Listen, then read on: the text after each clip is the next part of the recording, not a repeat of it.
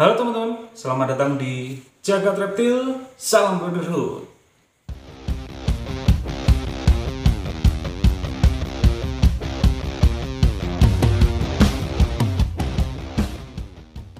Oke, pada kesempatan kali ini Jagat Reptil akan memberi beberapa tips untuk perawatan ular berbisa atau venomous snakes. Yang pertama, ketahui ular apa yang kalian pelihara. Oke, yang pertama kita harus tahu ular apa yang kita pelihara atau yang kita pilih atau apa yang kita keep. Contoh, kita memelihara seperti ini. Di sini di belakang Jagat Reptil ada Trimeresurus insularis, Trimeresurus pernicious, dan Trimeresurus purpurea maculatus. Dan juga ada Najas putatric, ada Calostrasma rhodostoma, ada Dabois siamensis, sama Crotalus atrox, dan lain sebagainya. Kedua, setup kandang. Dan mereka itu memerlukan tempat atau settingan kandang yang sangat berbeda, suhu terutama. Oke, kita bahas yang pertama untuk pemeliharaan viper pohon. Pertama, untuk viper pohon jelas dibutuhkan yaitu satu begesting atau alat lagi atau tangkringan seperti ini. Nah, yang kedua kita harus memberikan dia wadah untuk minum, water dish. Oke. Yang ketiga, mereka harus mendapatkan cahaya matahari. Jika tidak bisa, kita bisa pakai lampu, tapi ini dipertaruhkan untuk waktu hujan terus atau nggak baik juga kan kalau ular tidak terkena sinar matahari sama sekali. Tapi kalau kita viper kita bawa ini keluar rumah kan nggak mungkin. Nah, di situ kita memerlukan lampu UVA atau UVB. Nah, kita pakai kalau Jagat Reptil pakai paling sejam 2 jam. Jadi intensitasnya tidak 6 jam, tapi hanya 1 sampai 2 jam saja untuk dewasa. Begitupun untuk yang baby. Seperti ini. Jagat Reptil cuma memakai wadah seperti Tupperware dan dilubang-lubangi cukup banyak untuk ventilasi dia, dan juga ada sedotan buat tangkringan dia seperti ini. Terus di bawah ini saya kasih air. Kenapa? Karena baby itu lebih banyak memerlukan tingkat kelembapan yang tinggi daripada yang dewasa. Oke. Nah, untuk yang dari segi dewasa ini, dari segi settingan kandang seperti ini, mungkin teman-teman udah tahu lah semuanya untuk settingan kandang seperti ini. Begitupun sebaliknya kalau kita memakai atau kita memelihara Calostrasma rhodostoma atau viper tanah atau ground viper, tentu dibutuhkan kayu tetap, tapi bukan untuk tangkringan, untuk bantu dia shading, bersembunyi, shading, dan apapun itu kegiatannya dipakai sedemikian rupa agar ular itu betah di kandang dan mau makan. Oke, banyak orang yang mendefinisikan ular nggak mau makan, satu stres, yang kedua mau ganti kulit, yang ketiga birahi, yang keempat memang itu hasil dari alam. Itu dipatahkan atau saya patahkan sendiri. Bahkan dulu saya juga banyak memelihara ular yang dari alam, hasil alam. Tapi tidak monoton, orang yang mengambil dari alam itu adalah perusahaan ekosistem. Saya hanya mengambil sepersekian persen dari apa yang alam sediakan, dan yang udah di sini udah berhasil breed seperti ini. Contohnya nanti di umur dia yang 4 atau 6 bulan atau 7-8 bulan lah, ini akan saya lepas kembalikan atau lepas liarkan kembali ke hutan-hutan yang memang intensitas orangnya rendah, jadi tidak asal melepas liarkan. Yang pertama kita butuhkan setup kandang. Yang kedua, Yang kedua, kita harus memikirkan konsumsi dia. Jadi, untuk ular viper sendiri itu berbeda dengan Rheticulatus python atau ular-ular yang mempunyai size yang besar. Kalau untuk dari segi viper ini di kandang jagat reptil, pertama, untuk dari segi pakan, saya selalu mix untuk dari makan. Tikus putih sama ayam, DOQ. Kalau enggak ya ayam kecil atau enggak aves, burung-burung emprit.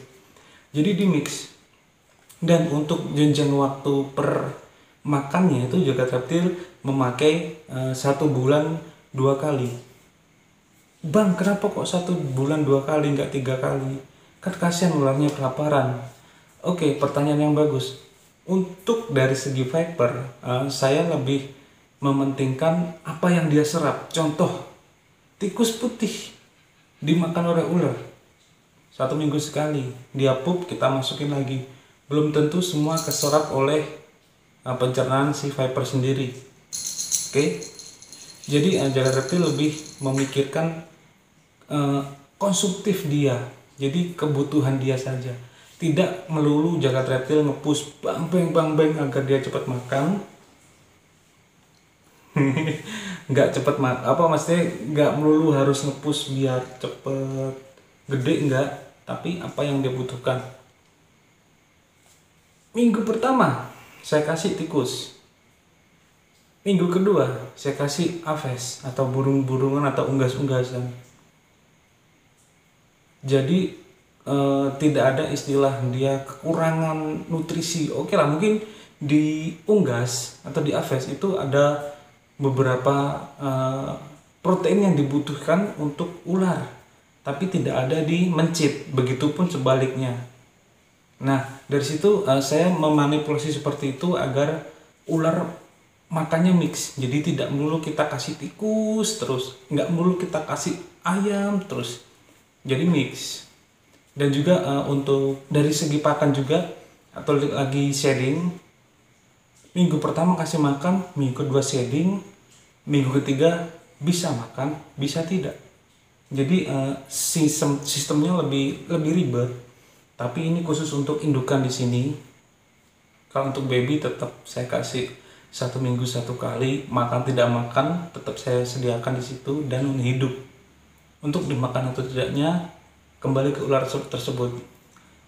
Pencahayaan juga mempengaruhi. Jika viper ini lebih lama kena cahaya, kebiasaan itu akan mogok makan atau stres atau nggak mau makan. Nah, jika gelap tapi kedap untuk sirkulasi udara, itu akan merusak suhu di dalam kandang. Seperti ini, jagat reptil pakai seperti ini, geseran seperti ini. Nah, enggak kelihatan bawah nih. Nah, seperti ini. Dan atas ini pakai streaming, kotak-kotak. Jadi atas los dan juga kiri kanannya ini ada beberapa mili space untuk dia bernapas. Ada tempat angin juga, angin air juga di sini. Jadi gini teman-teman, jika teman-teman memelihara viper, bagi teman-teman yang baru, itu jangan melulu, bang ular saya nggak mau makan, bang ular saya mogok makan, bang ular saya diem.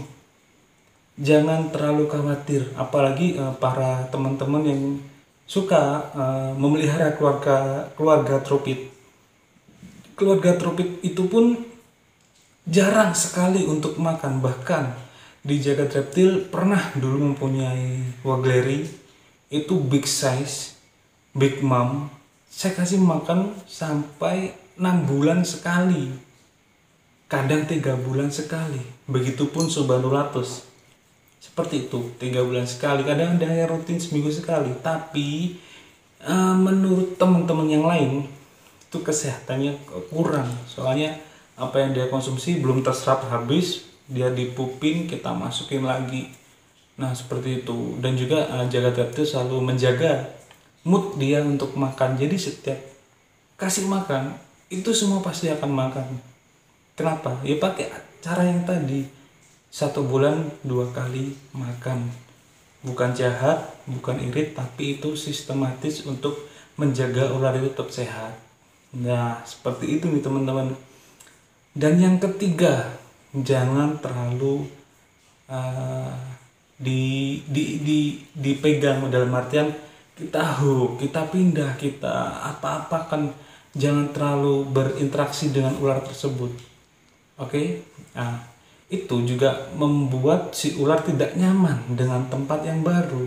Dia akan istilahnya keliling dulu atau enggak, dia akan menyesuaikan diri dengan suhu, dengan kandang dan setup kandang yang baru. Jadi untuk mood dia untuk makan itu lebih sedikit karena sering kita pindah, kotor kita bersihkan langsung.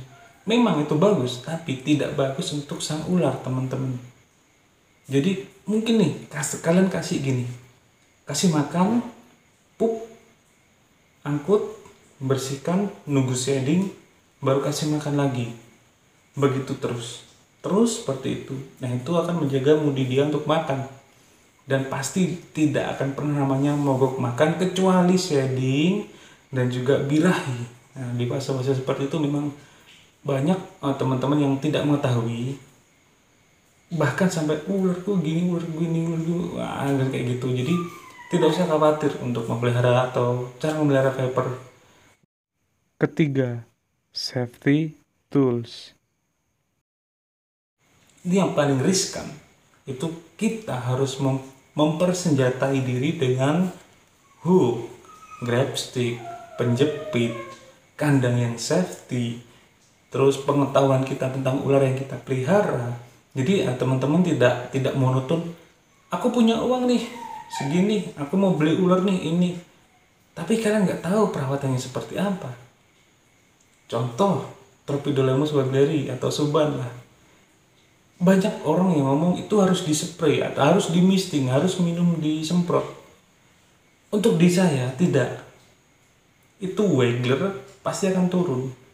Tidak semua tentunya, ada beberapa.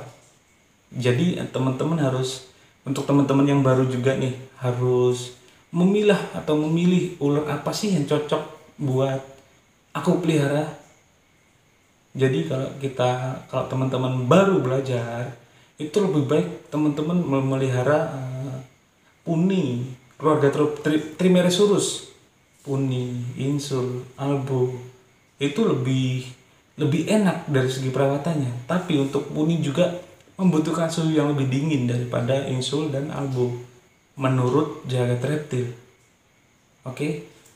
Bang, kalau Selasmarodostoma gimana bang untuk orang pemula atau orang masih baru untuk memelihara ular viper? Ya, dipersilakan, saya perbolehkan. Tapi kalian harus tahu juga untuk dari segi karakter dari Selasmarodostoma itu, dia ular di hook nggak mungkin bisa ataupun susah. Bisa tapi susah. Dia strike bisa loncat. Dia di hook dia bisa lari. Kok lari ya, bisa jatuh terus. Susah lah untuk dari ground viper untuk di hook. Bisa tapi susah.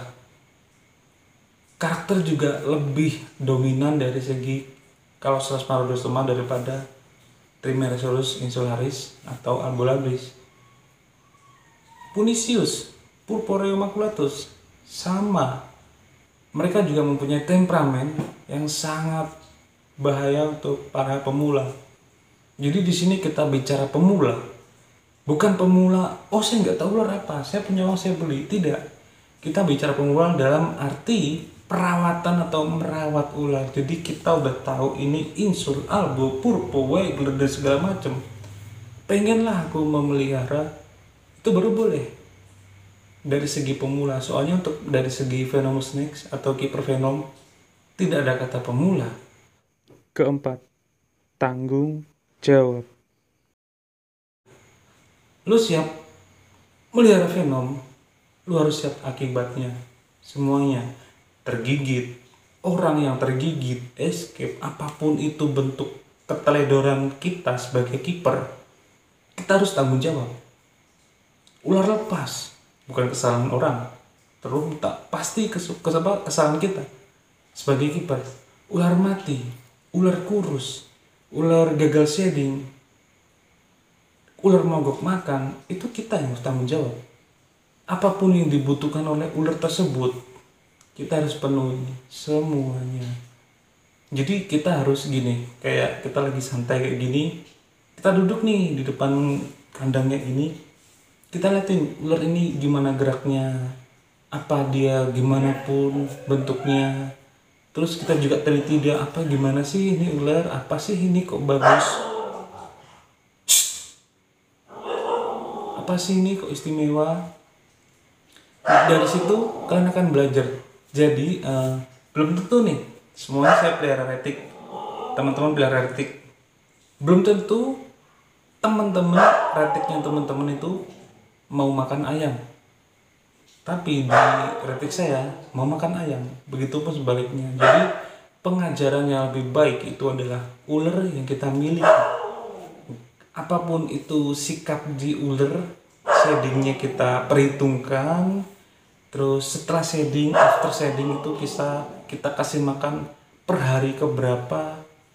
Jadi nggak ribet sih, sebenarnya nggak ribet. Ini cuma sekedar tips untuk teman-teman pemula nih ya, untuk dari segi perawatan venomous snakes. Nah, oke.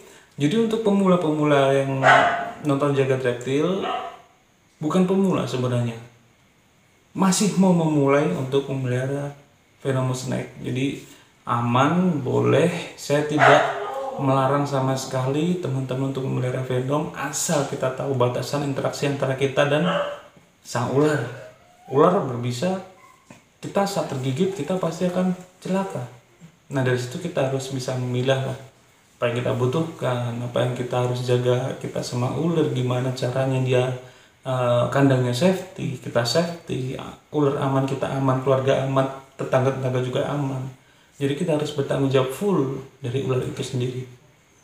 Nah, begitupun tentang apa yang harus kita emban. Contoh, no free handle. Oke. Free handle itu dibagi untuk beberapa kasta nih. Saya bahas kasta. Ada orang free handle dengan tujuan snack show. Ada orang free handle dengan tujuan hobi. Ada orang friendly dengan bangga. Jadi kita harus pilah-pilah. Jadi gini, untuk friendly, ya udah sih, lu friendly sana nggak apa-apa. Yang penting kita jangan, udah gitu aja. Kalau kita debat jangan friendly, itu akan bentrok antara not friendly sama friendly. Nah, dulu saya pun juga lebih mendebatkan hal seperti itu, tapi nggak ada guna sama sekali. Mereka punya otak, punya pikiran, Jagat Reptil juga punya otak, punya pikiran. Kita semua bisa memikirkan keselamatan kita sendiri. Kalau bagi lu itu bangga, lu bagus, itu bermanfaat, lakuin. Kalau enggak, tinggalin. Nah seperti itu. Jadi dan juga untuk terutama izin kedua orang tua sangat bagus.